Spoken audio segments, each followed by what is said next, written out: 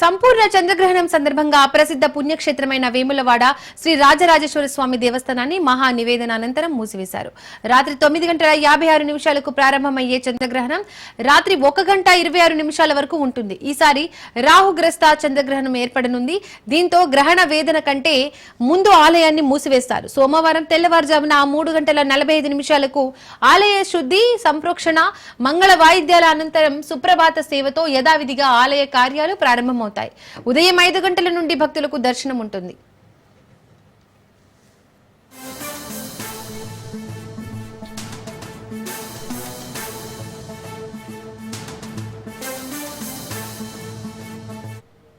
దక్షిణ కాశీగా ప్రసిద్ధి చెందినటువంటి వేములవాడ రాజరాజేశ్వర స్వామి వారి యొక్క ఆలయము సంపూర్ణ చంద్రగ్రహణాన్ని పురస్కరించుకొని ఆగమ శాస్త్రాన్ని అనుసరించి మనము సంపూర్ణ చంద్రగ్రహణం మనకు ఆద్యంతం కూడా 3 గంటల పాటు కొనసాగుతుంది.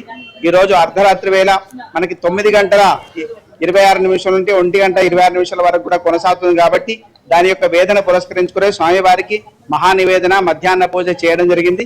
అనంతరం స్వామివారి యొక్క ఆలయాన్ని మూసివేయడం జరిగింది. తిరిగి రేపటి రోజున స్వామివారు మంగళ వాయిద్యాలతో పాటు సుప్రభాతము, సంప్రోక్షణ, ప్రాతకాల పూజ అనంతరము భక్తులందరికీ కూడా 7 గంటల నుంచి స్వామివారి యొక్క దర్శనాలన్నీ కూడా కొనసాగుతాయి రేపు యథావిధిగా.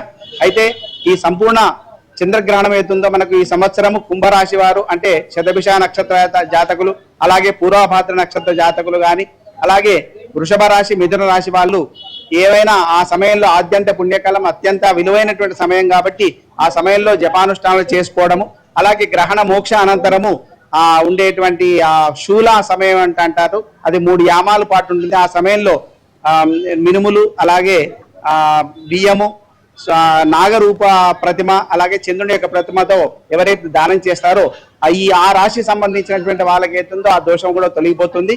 సంపూర్ణమైనటువంటి శుభం చేకూరుతుంది అందరికీ. సంపూర్ణ చంద్రగ్రహణం మనందరికీ తెలుసు.